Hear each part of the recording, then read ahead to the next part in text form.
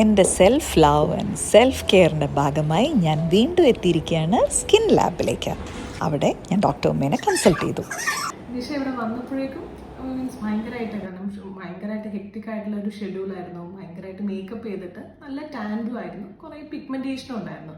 So I suggested ആ ഓക്സി blast facial, നമ്മുടെ signature ഫേഷ്യലാണ്. So അതിൻ്റെ അകത്ത് കുറച്ചും കൂടെ 99% പ്യുവർ ഓക്സിജൻ വെച്ചിട്ട് വൈറ്റമിൻ സി ഇൻഫ്യൂസ് ചെയ്തു. സോ കുറച്ചും കൂടെ സ്കിന്നിനെ റിപ്ലനിഷ് ചെയ്യാനും ഓവറോൾ ആ ഇത് മാറാൻ വേണ്ടി, ടാൻ മാറി ഓവറോൾ സ്കിൻ കുറച്ചും കൂടെ ബ്രൈറ്റ് ആക്കാൻ വേണ്ടിയുള്ള ഫേഷ്യലാണ് ഞാൻ സജസ്റ്റ് ചെയ്തത്.